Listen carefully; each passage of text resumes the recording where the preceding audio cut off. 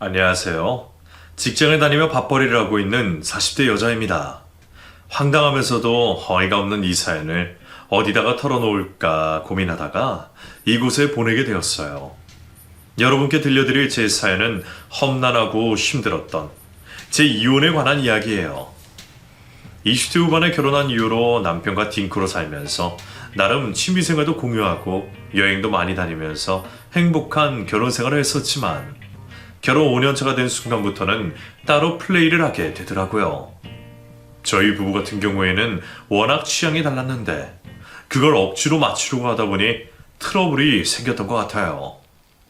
저는 제가 하고 싶은 취미생활을 하고 남편은 남편이 좋아하는 취미생활을 하면서 서로를 존중해주기까지 꽤 오랜 시간이 걸렸네요. 하지만 이 남자를 만나서 제 생활이 많이 안정됐기 때문에 만족했습니다.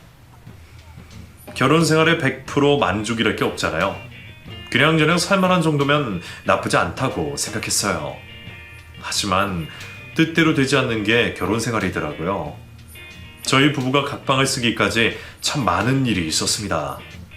배우자에게 실망을 하게 되고 신뢰를 잃은 그 순간에는 정말 하늘이 무너지는 기분을 몸소 체험했어요.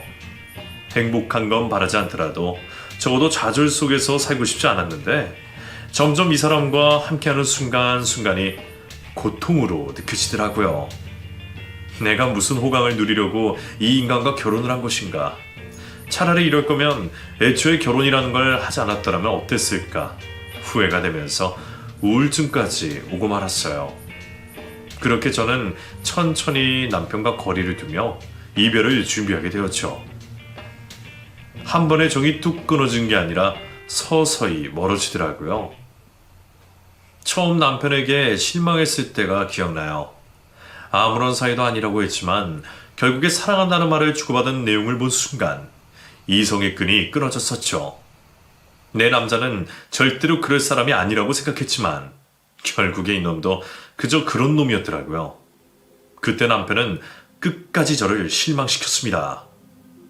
아는 동생이야. 진짜야. 당신이 생각하는 그런 사이 절대 아니야. 아는 동생한테 사랑한다고 보고 싶다고 말해. 너무 친하니까 그런 말도 주고받게 된 거야. 그냥 말 그대로 친한 사이니까 가능한 거라고. 솔직히 숨기고 싶은 사이였으면 이미 대한 내용 싹 다 지웠겠지. 당당하니까 지우지 않고 내버려 둔 거야. 그나저나 당신은 왜 남의 핸드폰을 몰래 봐? 솔직히 좀 불쾌하네. 대체 당신의 밑바닥은 어디까지야? 지금 이 순간에도 변명하고 싶어? 내가 지금 어떤 심경인지 알기나 해. 변명만 하면 다 해결될 거라 생각하지. 내가 어디까지 알고 있는지도 모르면서. 미안해. 다시는 이런 일 없을 거야. 안 믿어도 좋은데 내가 너무 억울해서 그래. 앞으로 내가 정말 당신한테 잘하는 모습 보여줄게. 지켜만 봐줘. 이혼해. 다른 여자한테 사랑하는 말 남발하는 남자랑 붙어 살 필요 없잖아. 이혼이 당신한테 그렇게 쉬워? 내 말을 제대로 들어보려고 노력도 하지 않았잖아. 어려우니까 여태껏 말도 못 꺼낸 거야. 이 말을 꺼내기까지 내가 얼마나 마음고생을 했는데. 정말 미안해. 다시는 안 그럴게. 실망시켜서 너무 미안하고 내가 다 잘못했어. 그러니까 이혼만 하지 말자. 나 정말 당신 없으면 안 되는 거 알잖아. 나 없으면 안 되는 인간이 대체 왜 그랬어? 나한테 왜 그랬냐고. 미쳤었나 봐. 내가 진짜 제정신이 아니었어. 내가 곱게 당신을 보내줄 것 같아. 후회하게 만들어줄 거야. 바람 피운 대가를 치러야지. 가진 거 전부 내놓고 가. 그럼 보내줄게. 내가 당신을 왜 떠나? 안 떠날 거야. 남편은 제 앞에서 무릎을 꿇고 울면서 빌었어요. 저도 이혼이 쉽지 않았습니다. 하지만 그 대화 내용과 그 여자의 사진이 제 머릿속에 잔상처럼 남아있었고 매일 밤마다 저를 괴롭혔어요. 정말 정신병이 오더라고요. 자다가 벌떡 일어나서 남편의 따귀를 때린 적도 있어요. 처음에는 남편도 내가 죄인이다 더 때려 하며 얼굴을 내어줬지만 나중에는 짜증을 내더라고요. 이제는 그만 좀 해. 다 잊기로 했잖아. 안 잊혀지는 건 어떡해. 잊으려 갈수록 더 뚜렷해지는 걸 어쩌냐고. 그렇다고 내가 해줄 수 있는 게 없잖아. 내가 빌기도 했고 맡기도 했잖아. 이걸로 부족해? 내가 여기서 뭘 더 어떻게 하는 건데? 말을 좀 해줘. 나도 몰라. 너무 화가 나서 견딜 수가 없어. 내가 죽일 놈이지. 그래, 내가 죽일 놈이야. 그 여자랑 이미 끝난 것도 오래전인데 아직까지 당신이 화가 안 풀린 건 내가 잘못해서 그런 거겠지. 차라리 보이지 않는 곳으로 갈게. 작은 방에서 잘 테니까 당신 혼자 여기서 자.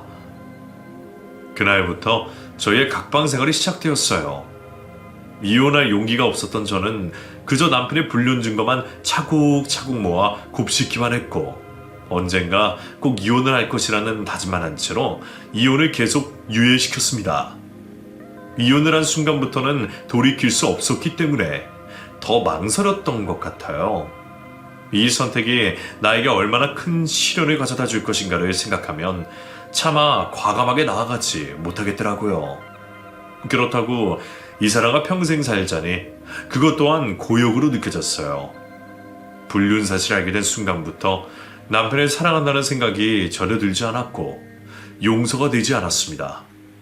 혹시나 시간이 약일까 싶어 버텨보기도 했지만 시간이 지날수록 고통은 커져만 가더라고요. 생각하면 할수록 이해가 되지 않았고 괘씸했어요. 각방을 썼지만 남편이 늦게 귀가를 할 때마다 촉각을 곤두세우며 혹시나 그 여자를 만난 게 아닐까 의심부터 하게 되더라고요. 그리고 남편이 잘 때마다 몰래 핸드폰을 들여다보며 수상한 흔적을 찾는 저 자신이 너무 불쌍하고 초라해 보였습니다. 그때 저희 유일한 낙이 운동이었어요.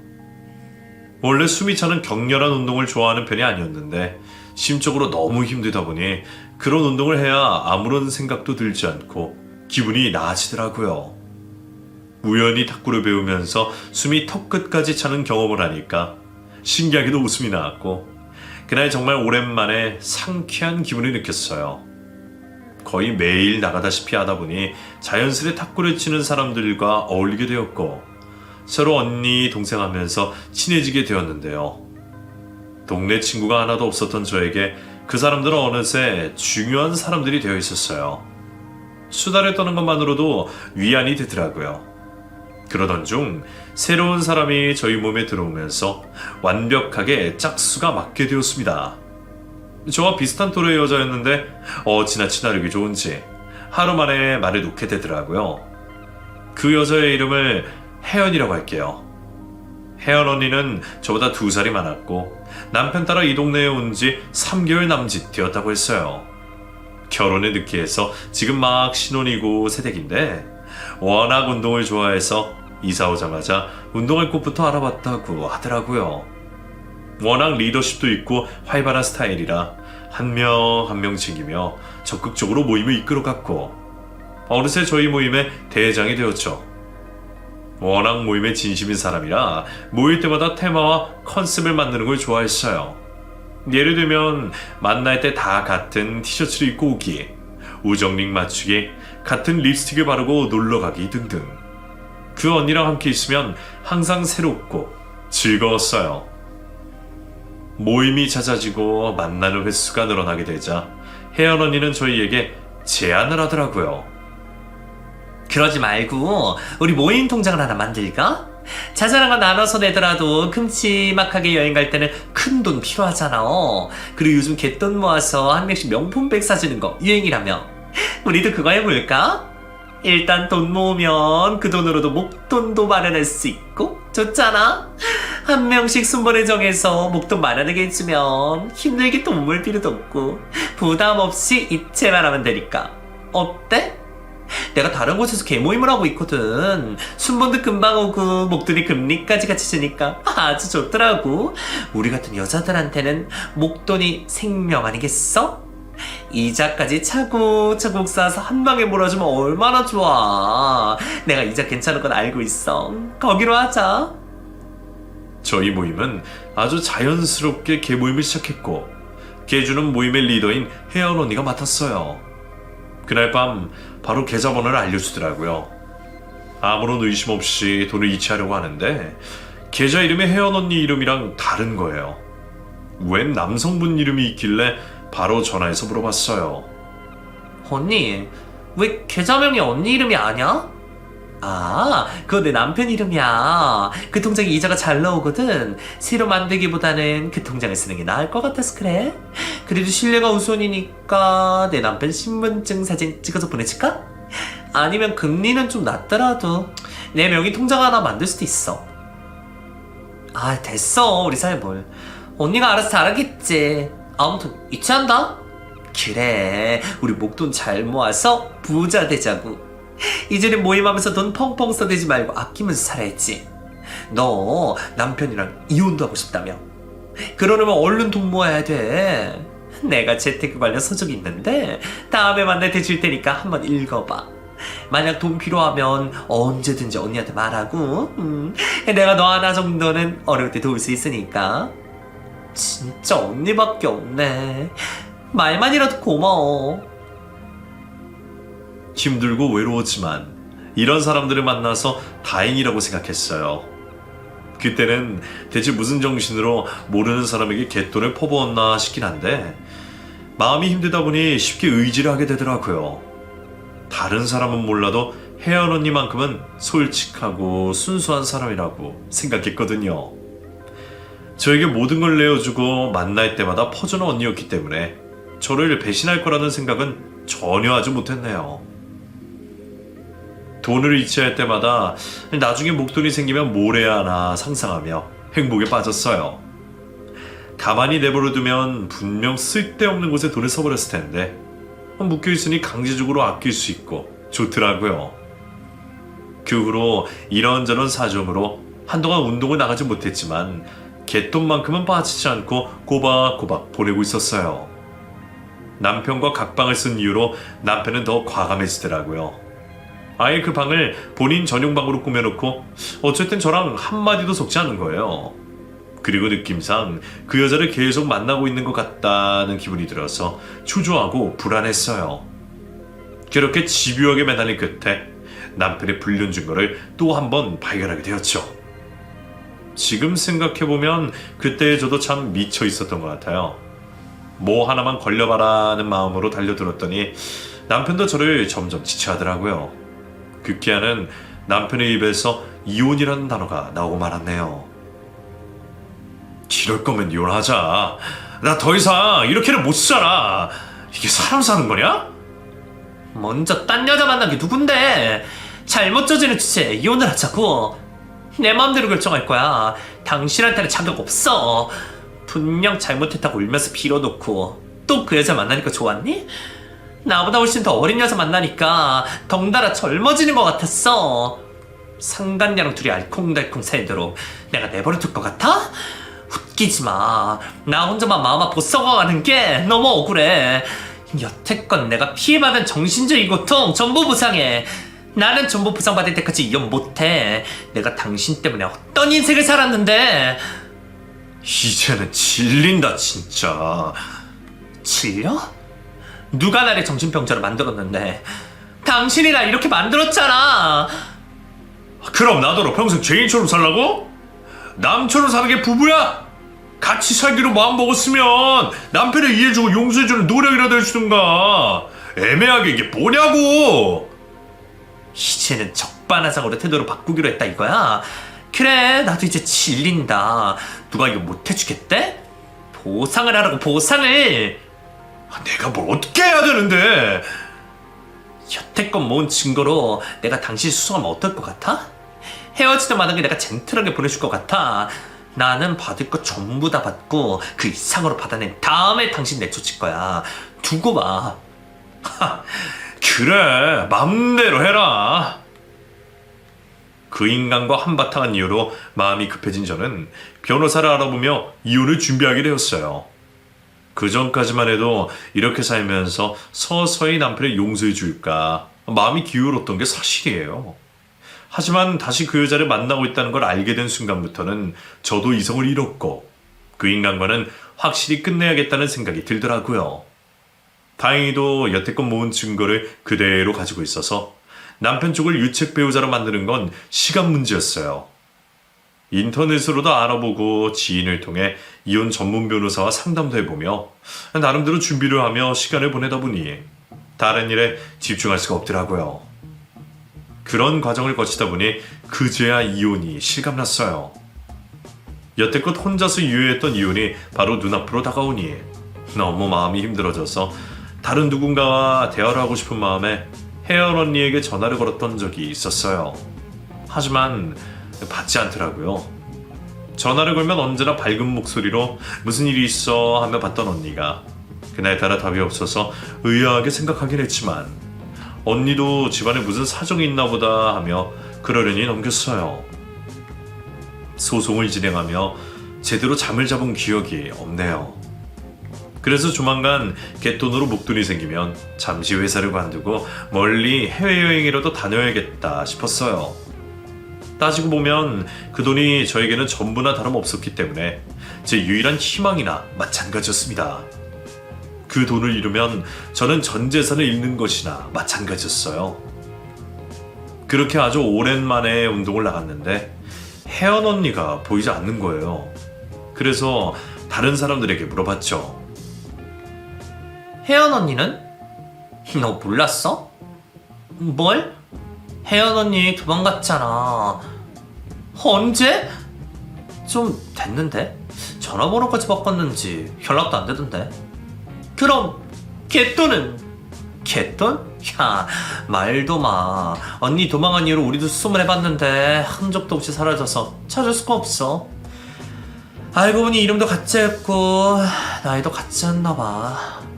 도저히 찾을 수도 없어서 우리는 그냥 똥 밟았다고 생각하기로 했어. 그깟 돈 받자고 이리저리 뛰어다니느니 그냥 마음 비우는 게 정신건강에 좋을 것 같아서. 그깟 푼돈이라니 나한테는 전부인데. 너 설마 계속 넣고 있었어? 나는 얼마 전까지도 꾸준히 넣고 있었는데. 어머, 너 진짜 아무것도 몰랐던 거야? 우리는 갯돈 안 넣은 지 한참 됐어. 나름 양심은 있었는지 마지막에 미안하다고 문자를 돌리고 도망갔길래 우리는 그 문자를 너도 받은 줄 알았지. 말도 안 돼. 나는 문자도 못 받았어. 아무것도 몰랐는데. 나 이제 어떻게 해야 돼? 일단 기다려보자. 작정하고 도망간 사람은 어떻게 잡겠어. 우리도 수소문하고 있으니까 어디 있는지 알게 되면 다 같이 찾아가자고. 나는 급해. 시간이 없다고. 순간 등골이 오싹해지는 기분이 들더라고요. 제 돈을 안전하게 보관하고 있을 거라고 믿었던 계주가 깜쪽같이 사라진 거예요. 심지어 다른 사람들은 어느 순간부터 갯돈을 보내지도 않고 있었고 저 혼자만 꾸준히 넣고 있었던 거였어요. 그 언니의 바뀐 번호를 아무리 알아내려고 해도 알고 있는 사람이 단 한 명도 없었습니다. 어떻게 이런 일이 저에게 일어날 수 있었을까요?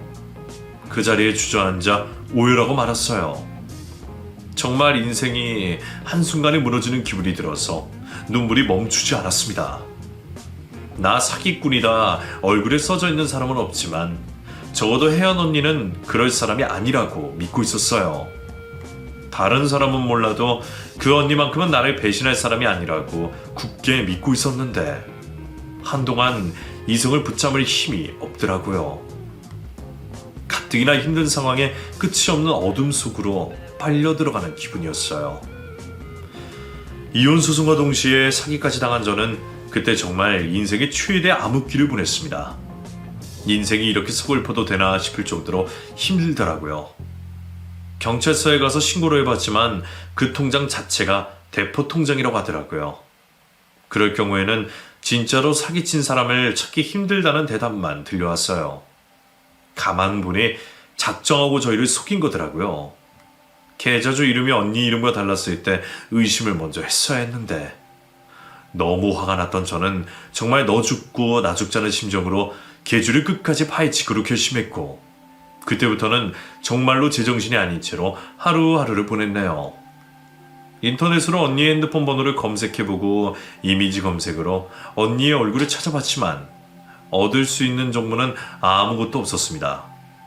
그렇게 사기 고발 인터넷 카페를 뒤적이다가 우연히 사기 신고 어플을 알게 되었고, 그곳에서 제가 돈을 보낸 계좌와 똑같은 계좌로 사기를 당한 사람을 찾게 되었고, 그 사람의 흔적을 쫓다가 한 채팅방을 알게 되었어요. 채팅방 안에 있는 사람과 대화를 하며 계주의 정체를 조금씩 알게 되었네요. 어떤 분은 저보다 더 큰 돈을 사기당했고, 그로 인해서 가정이 폭삭 무너졌다고 했어요. 그 이후로 범인을 쫓아 직장도 관두고 조사했다고 하시더라고요. 그분은 결국 범인의 이름과 나이, 고향까지 알아내셨다고 했어요. 하지만 이마저도 확실치 않다고, 좀 더 조사해봐야 한다고 덧붙이셨어요.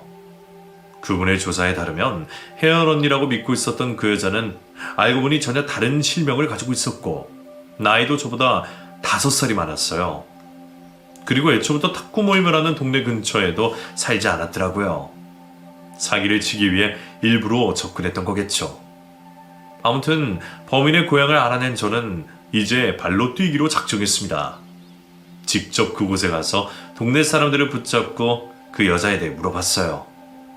모임 단체 사진에서 그 여자의 얼굴을 가장 크게 확대했더니 사진이 좀 깨지긴 했지만 대충 이목구비는 보이더라고요. 이건 마치 서울에서 김서방 찾기 마냥 어려웠어요. 아무리 작은 동네라고 하지만 아파트도 있고 주택도 많은 곳이라 일일이 찾아다니며 그 여자를 찾는 게 거의 불가능에 가까워 보이더라고요. 한 일주일 정도는 사람들을 붙잡고 물어보고 다녔던 것 같아요. 슬슬 지치더라고요. 그러던 중 한 아파트 경비원 아저씨께서 사진을 보더니 단박에 알아보셨어요. 이 배2동에 사는 분 같은데? 몇 호에 살아요? 근데 무슨 일로 사람을 찾으시나? 사기를 당했거든요. 이 여자가 범인이라 빨리 잡아서 돈을 돌려받아야 돼요. 좀만 늦으면 더 멀리 도망갈 수도 있거든요. 빨리 알려주세요. 근데 주민정보를 함부로 알려줄 수는 없어서. 왜요? 범인이라니까요. 아무튼 나는 아무것도 알려주기 없는 겁니다. 여기 사는 거 맞죠? 오늘도 집에 들어오나요? 글쎄 모른다니까요. 범죄에 연루되어 있는 사람이라고 하자 갑자기 경비 아저씨는 일을 크게 만들고 싶지 않으셨는지 소극적인 태도로 나오시며 더 이상 알려주려고 하지 않으시더라고요. 그래도 일단 그 여자가 살고 있는 아파트까지는 알아낸 거 가잖아요. 백이동 앞에서 무작정 기다리면 어디선가 나타나겠지 하는 마음으로 주구장창 그 앞을 지켰습니다. 그런데 아무리 기다려도 나타나지 않는 거예요. 결국에는 차에 옷과 먹을 걸 잔뜩 넣어서 마치 경찰이 잠복 근무를 하듯이 동 앞에서 눈에 불을 켜고 그 여자가 나오기만 해 기다렸어요. 제 돈을 다시 찾아야겠다는 생각 하나로 잠도 자지 않고 버텼습니다. 그리고 마침내 그 여자를 발견할 수 있었어요. 정말로 백이동 앞에서 쓰레기 봉투를 든 여자 하나가 나오더라고요. 딱 봐도 그 여자였어요. 차림새나 걸음걸이나 내가 알던 혜연 언니였습니다. 그 여자는 쓰레기 봉투를 밖에 버리고는 차를 타고 어디론가 출발하더라고요. 그래서 저도 급히 시동을 켜서 뒤따라갔어요. 그때가 새벽 1시였습니다. 무슨 일이 있길래 새벽에 차를 타고 가는 건지 궁금하더라고요. 여자가 도착한 곳은 무슨 저수지 주차장이었어요. 급히 차를 대고 어디론가 가더라고요. 저도 멀찍이 차를 대고 여자가 걷는 길을 따라갔어요. 그랬더니 멀리서 어떤 남자가 서서 기다리고 있더라고요. 여자는 그쪽으로 달려가더니 대화를 시작했습니다. 저는 마치 운동하러 나온 사람인 것처럼 모자를 푹 눌러쓰고 바람막이 자켓을 얼굴까지 끌어올려 조깅을 하는 척 그쪽으로 걸어갔어요. 그 시간에도 조깅을 하는 사람들이 종종 보여서 지나가는 행인 정도로 위장할 수 있었어요. 점점 다가가자 어렴풋이 대화가 들리더라고요. 여자는 남자에게 사장님이라고 부르며 굽신대고 있었습니다. 사장님, 시키는 거 전부 다 했어요. 그러니까 우리 계약은 여기서 끝난 거 맞죠? 세어보지 않아도 확실한 거지? 그럼요. 제가 정말 돈 윗장빼기라 됐겠어요? 워낙 사기를 치고 돌아다니는 아줌마니 내가 믿을 수가 있어야지. 믿어주세요. 저 뭐라 사장님한테 사기치겠어요. 아무튼 고생했어. 일찍 끝내준 덕분에 나도 얼른 일을 마무리할 수 있겠어. 대충 들었는데도 그 남자의 목소리가 너무 익숙한 거예요. 설마 하는 마음에 그 남자의 얼굴을 힐끔 보게 되었는데 보자마자 경악했어요. 기회주와 만남을 갖고 있는 남자가 다름 아닌 제 남편인 거예요. 둘은 무슨 비밀을 거래하는 것처럼 은밀하게 만났더라고요. 너무 충격적이라 다리에서 힘이 풀릴 뻔했네요. 그 자리를 그대로 덮칠까 생각도 해봤지만 서로 모르는 사이라고 잡아떼면 그만이잖아요. 그래서 저는 멀찌감치 나무 뒤쪽으로 가서 걷는 척하면서 숨어서 핸드폰 녹음기를 켰습니다. 손이 어찌나 벌벌 떨리던지 하마터면 핸드폰을 떨어뜨릴 뻔했네요. 둘의 대화는 들으면 들을수록 가관이었습니다. 근데요 사장님, 그건 알아주셔야 돼요. 타코장에 가서 사람들이랑 친해지고 부인분이랑 라포 영상까지 하는데 들인 돈이 어마어마해요. 아시잖아요, 사람의 마음을 얻는 게 얼마나 힘든지. 마음 여는 게 어려운 사람이라는 거 부인분이라 누구보다 잘 아실 텐데요. 그래서 저한테는 적자인 일인데 사장님을 돕기 위해 제가 열심히 했다는 것만 알아주세요. 뭐 돈이라도 달라고? 그 정도로 제가 심혈을 기울였다는 말이에요. 일하는데 들었던 비용은 좀 책정해 주시면 어떨까 싶은데. 이제 많이 편해졌나 봐.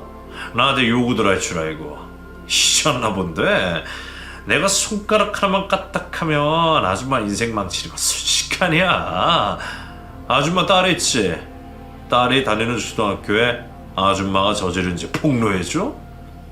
가축은 건들지 말아요. 그리고 이 근처에 아줌마 남편이 살고 있던데 아줌마 어디 사는지 내가 그 아저씨한테 알려줘도 돼? 그건 절대 안 돼요. 아줌마, 내가 얼마나 많은 정보를 가지고 있는지 모르지? 그리고 내 인맥 몰라?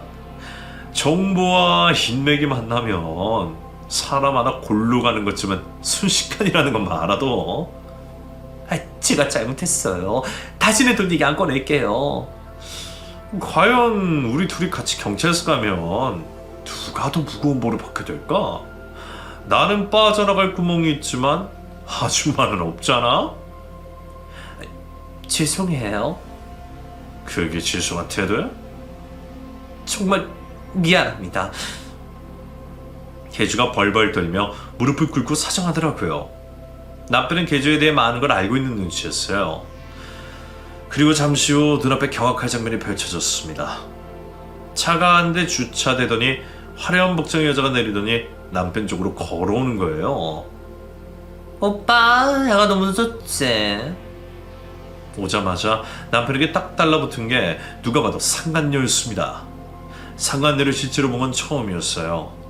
말투와 행동에서 가벼움이 느껴지는 여자였습니다. 상간녀는 개주를 내려다보며 말을 이어가더라고요. 언니, 왜 무릎을 꿇고 있어? 깔끔하게 일만 처리하고 약속했잖아?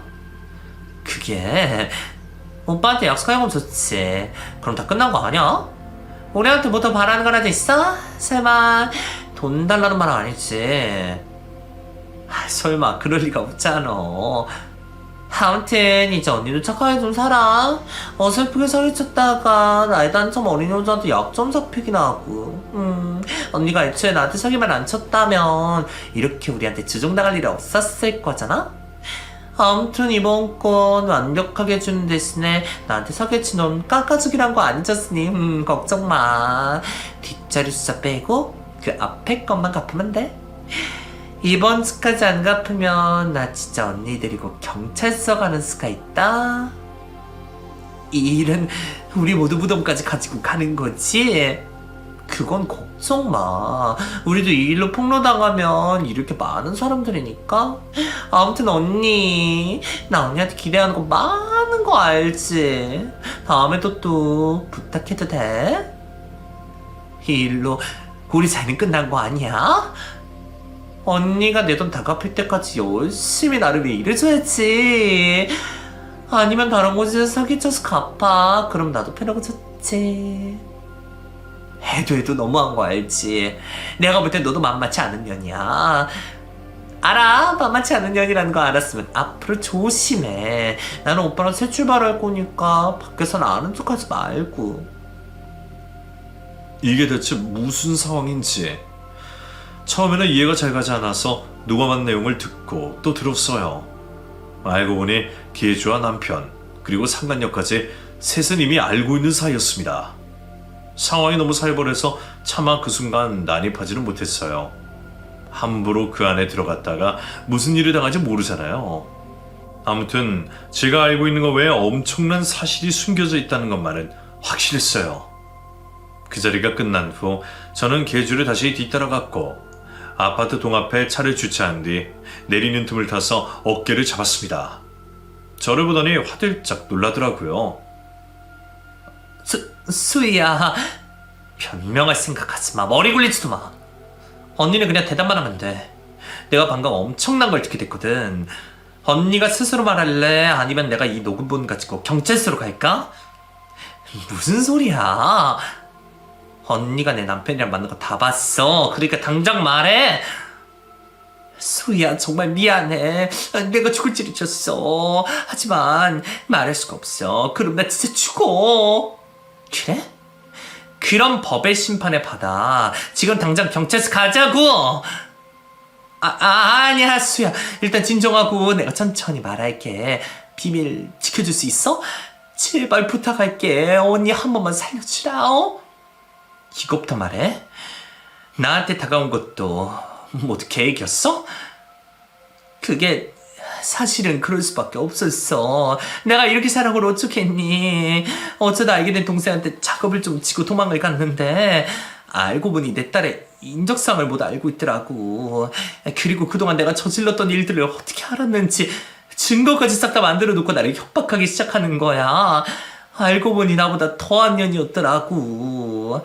겉으로는 착한 척, 순실한 척 해도 남들 협박하면서 기생충처럼 살아왔던 애였어. 내가 잘못 건드린 거지. 아무튼 내가 잘못했다고 비니까 나한테 작업 하나만 해달래. 성공하면 사기치도 깎아주겠대. 그래서 그 작업이 뭐냐고 물었더니 어떤 모임에 들어가서 개 모임을 만들라는 거야. 그리고 개돈을 두고 튀래. 그리고 그 돈을 자기한테 달래. 이건 도대체 무슨 시츄에이션인가 싶어서 물었더니 만나는 남자가 이혼을 해야 하는데 본주한테 재산 분할을 한 푼도 해주고 싶지 않다는 거야. 그런데 유책 배우자로 증거가 접혀서 꼼짝없이 보상을 해줘야 하는데 그 돈을 주기 싫어서 먼저 작업에 쳐서 돈을 좀 뺏어달라는 거지. 그러니까 상간녀 짓으로 나한테 사기를 쳤다는 거야? 선택의 여지가 없었다는 것만 알아줘. 나는 약점이 잡혀있는 상태니까 어쩔 수 없이 그걸 실행할 수밖에 없었어. 너랑 친해지면서 그래도 친동생 같고 아끼는 마음까지 들었는데 도망갈 때가 되니까 정말 미안해지더라. 그래서 차마 미안하다는 말도 할 수가 없겠더라고. 내가 이기적이었던 거 알아.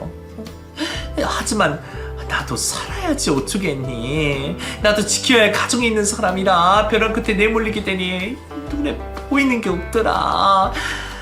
나 안 그래도 경찰서 왔다 갔다 하면서 막장으로 살아온 사람이야.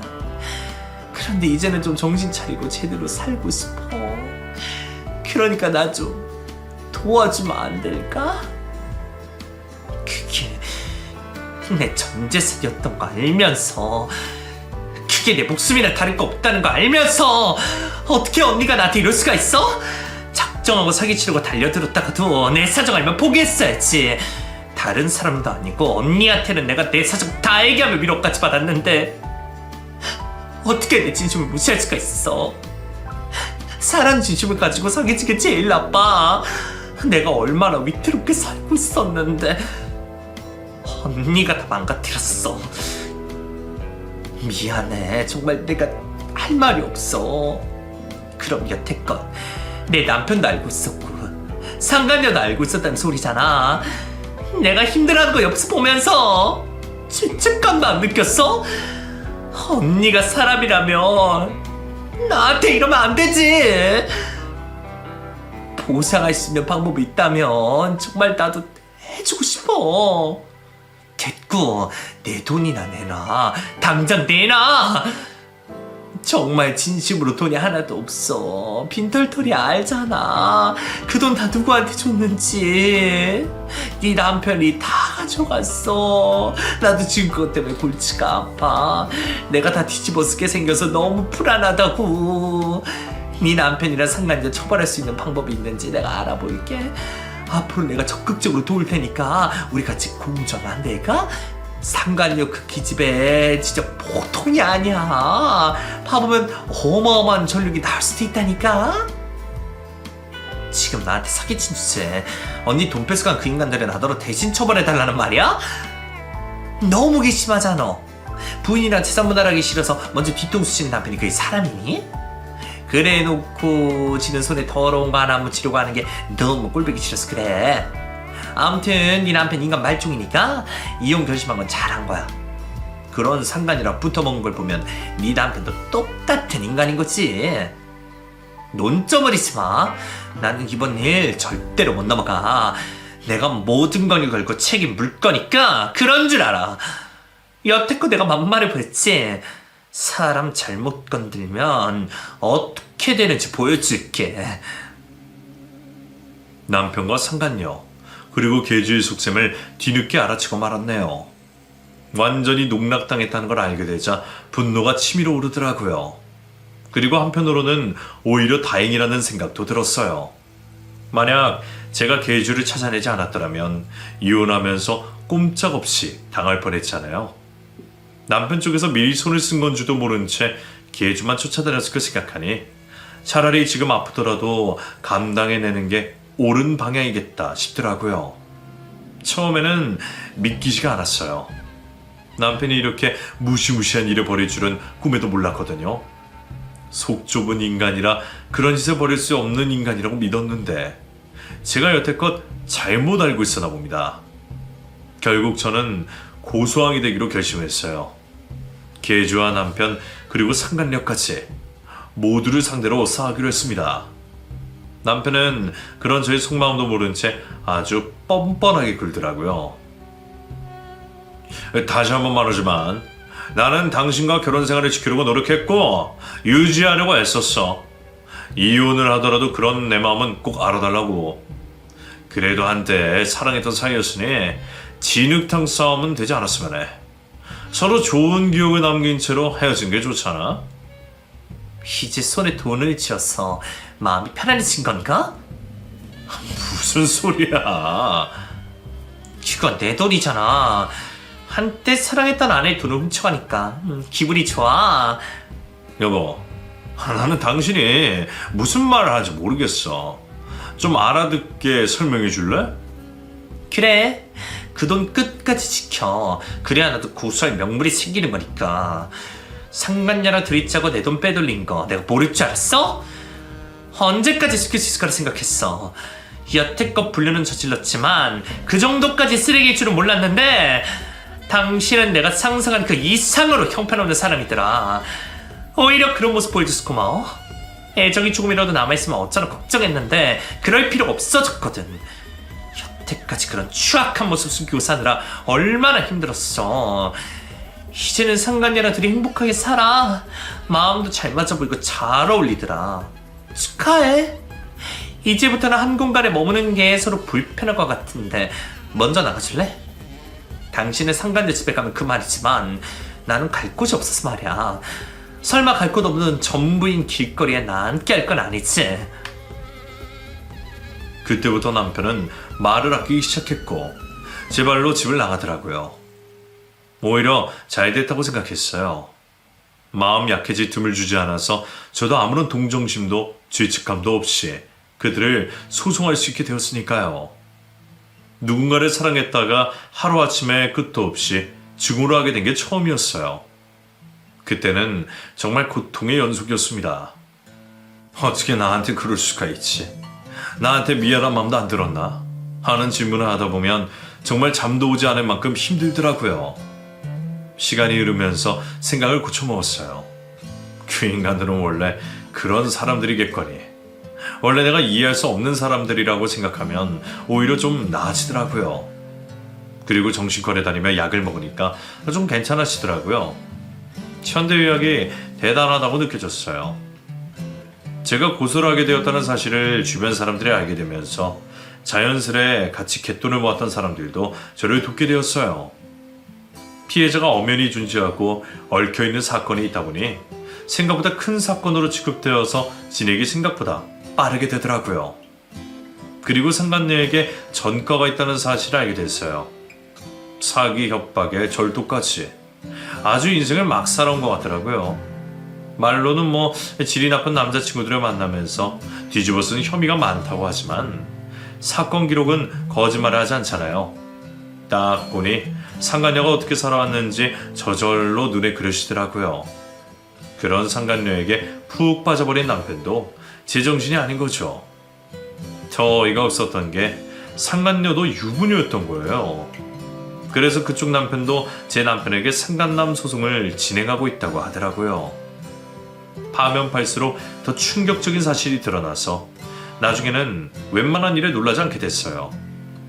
서로 공모를 하고 사기를 친 증거가 버젓이 남아있었기 때문에 셋 다 처벌을 면할 길이 없었습니다. 그러자 남편이 저에게 먼저 연락을 해오더라고요. 발등에 불이 떨어진 거겠죠. 여보, 나 한 번만 만나주면 안 될까? 지금 너무 급해서 그래. 그 여자랑 헤어졌어. 여태껏 나는 그 여자가 유부녀인지도 몰랐어. 진짜야. 내가 여태까지 속은 거라고. 그리고 돈 얘기는 만나서 하자. 내가 다 말할게. 당신 모르는 내 속사정도 있는 거잖아. 나는 내 목만 챙기면 돼. 우리가 만나서 이야기할 필요가 있을까? 이런 말 진부한 거 알지만 아휴, 내가 진짜로 정신이 나갔었나 봐. 이번 사건으로 나도 몰랐던 진실들을 많이 알게 됐어. 그런 꽃뱀 같은 여자한테 속아서 당신 놓치기 너무 후회가 돼. 이제 와서 조광씨한테 돌아온 못난 놈이라는 거 너무 잘 알지만 이게 내 진심인 걸 어떡해. 나한테는 정말 당신뿐이고 앞으로 당신 아니면 안 될 것 같은데 한 번만 다시 생각해주면 안 되겠어? 내가 정말 노력할게. 아니야. 내가 볼 때 당신 그 여자랑 잘 어울려. 나는 나랑 어울리는 사람 만나서 잘 살 테니까 당신은 알아서 잘 살기 바래. 벌써 남자 생겼어? 누구야? 뭔 상관? 내가 남자를 만나는 말든 이제 아무런 상관이 없잖아. 그리고 지금 고소당하고 있는 판에 내가 남자를 만나는 게 그렇게 중요해? 당신도 참 멍청하다. 하긴 멍청하니까 그런 계획을 세웠겠지? 아무튼 안타깝게 됐어. 가만히 이혼만 했으면 알아서 법적으로 재산분할 딱딱 됐을 텐데 괜히 사기나 치는 바람에 처벌까지 받게 되었잖아. 덕분에 나는 보상을 받게 되었지만 여러모로 고마워. 나를 위해 이렇게까지 해줄 거라 생각 못했는데 당신이 마지막까지 나를 위해 힘써주는구나. 이 은혜는 평생 잊지 않을게. 비록 미워한 적이 많았지만 당신한테 고마웠던 것도 많아. 당신이 예전에 했던 말처럼 서로 좋은 기억을 남긴 채로 헤어지자. 진흙탕 싸움은 나도 싫거든. 잘 살라는 말은 못하겠다. 그냥 살던 대로 살아. 그러면 알아서 자멸할 것 같으니까. 그 후로 많은 과정이 있었어요. 결론부터 말씀드리자면 계주는 그동안 했던 짓이 있으니 꼼짝없이 처벌을 받을 수밖에 없었습니다. 그리고 상간녀도 나란히 처벌을 받게 되었고 남편 또한 공모한 혐의를 받고 있어 빠져나오고 싶지 않아 보이더라고요. 이제는 서로 애정이 식었는지 상간녀와 전 남편은 서로를 탓하더라고요. 상간녀는 끝까지 전 남편을 시켜서 범행을 지시할 수밖에 없었다고 하고 전 남편은 상간녀가 꽃뱀이라며 오히려 고소를 하겠다며 으름장을 놨어요. 둘은 금전관계도 엮여 있었는지 서로 고소까지 하더라고요. 참 복잡하죠? 아무튼 저는 최대한으로 하기명을 불러서 여차저차 잘 해결됐네요. 제가 이룬 돈 그 이상으로 받을 수 있었습니다. 변호사님을 잘 만난 덕분이었죠. 이혼을 하면서 재산 분할도 아주 깔끔하게 잘 됐어요. 언제 결혼 생활을 했냐는 듯 아주 잠잠해졌네요. 이제는 목적을 달성했으니 조심스레 발을 빼야 할 타이밍이라 생각합니다. 결과론적으로 본다면 저에게 유리하게 일이 해결되었으니 잘 풀린 셈이었죠. 하지만 그 과정이 너무 고통스러웠기 때문에 다시 그때로 돌아가라고 한다면 절대로 다시 반복할 수 없을 것 같아요. 이혼과 사기를 동시에 당한 제 인생도 참 기구하다고 느껴지네요. 이 정도면 산전수전 공중전까지 다 겪은 거 아닌가요? 잘 끝나서 망정이지 만약 가만히 당하기만 했다면 저는 아마 삶을 포기하고 싶었을지도 몰라요. 그 일을 겪고 나니까 정말 인생에서 가장 혹독한 수업을 치른 기분이었어요. 지금은 그래도 마음이 많이 안정된 상태입니다. 결혼 생활을 할 때는 이 인간이 언제 또 불륜을 저지를까 전전긍긍하며 항상 불안에 떨며 살아야 했는데 지금은 속 썩이는 사람이 없으니 살만 나네요. 이런 게 진짜 인생인 건데 저는 여태껏 정말 스스로를 학대하며 살았던 것 같아요. 이제는 저 자신을 많이 아껴주려고 해요. 좋은 생각만 하고 좋은 것들만 보며 새 인생을 살아보려고요. 서로를 갉아먹기만 하는 관계는 최대한 일찍 끝내는 게 현명하다고 생각해요. 저는 여태껏 끊어내지 못하고 계속 이혼을 유예했기 때문에 더 상처가 커졌던 것 같아요. 인생은 어차피 혼자인 건데 그때는 왜 이렇게 혼자가 되는 것이 공포스러웠는지 몰라요.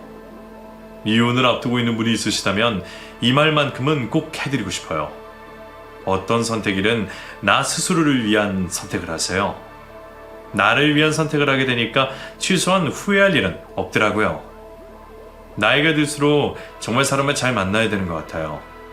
파렴치한 기주와 남편을 만나 팔자를 망칠 뻔한 제가 드릴 말씀은 아니지만 여러분들 주변에는 항상 좋은 사람만 머물길 바랄게요. 이제는 저도 썩은 뿌리를 뽑아냈으니 좋은 사람들이 다가오겠죠. 앞으로의 제 인생을 기대하면서 이만 사연을 마치도록 하겠습니다. 지금까지 읽어주셔서 너무 감사드려요. 앞으로 행복하게 잘 살겠습니다. 그럼 안녕히 계세요.